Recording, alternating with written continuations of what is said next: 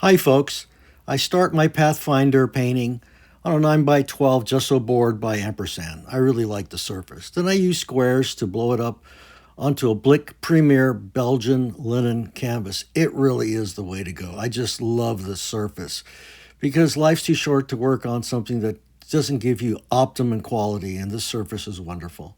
So this is kind of a time lapse, and I'm showing you some of the rich colors, and you can see I'm transposing. My painting the Pathfinder is coming along. As you can see, I've laid it in. I like keeping things almost like you could say a paint by numbers approach. I separate the lights. I haven't painted this in yet, but okay, let's say here, the lights from the darks. Lights from the darks. Lights from the darks. Lights from the darks. And they're usually halftones. And I try to just work with just two basic value patterns, the halftones and the shadow areas. And I use different brushes for different values. So now I'm going to start working in on the horse, top of the horse.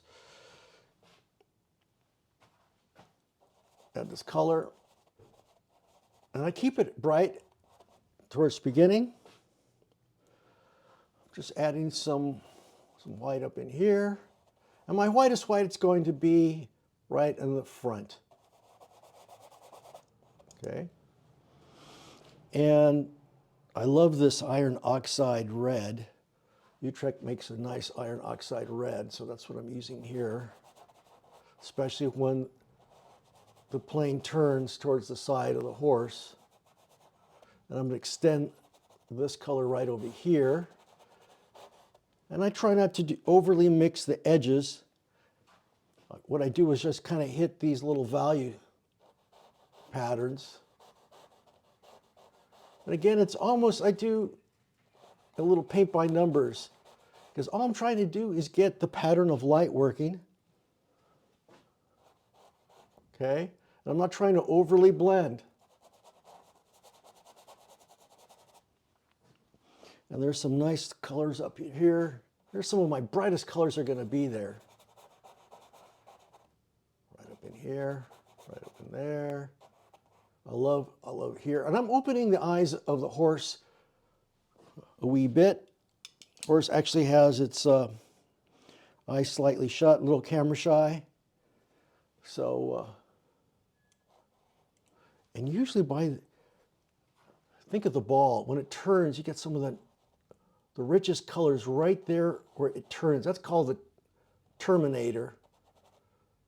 But that's where I like having some of my richest colors. If you can get anything from this video, that's a big, big hint right there. Your brightest colors are right there on the edge. See that? See how that just kind of explodes off of that? Even right here.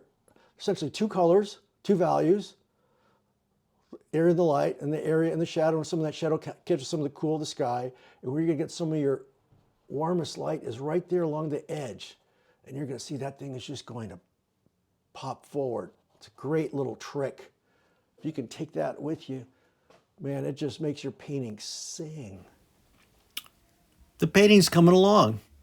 Wow, I paint fast. It's another time lapse. You can see I'm just working with the edges, backgrounds in. I always like adding the background in first so I can match the horse to the background, the cowboy to the background. I like the idea of playing the cools of the background against the warms. So at this point, I know this is a time lapse, but I'm just laying in shapes. I look at the colors and I look at the horse as shapes. I don't think of a horse, I just think of the shapes on the side and the planes. I'm always thinking about the planes. And in fact, from here on out, all I do is just focus on some of the smaller details, because everything that I do is compare and contrast. Is this color brighter? Is it color duller? Is it grayer? How much brighter is this one color next to this other color? Everything is just comparison. And what might seem bright might be dull next to another color. So here I am painting in the hands. And again, those colors around the hands, they're kind of a rich gray color.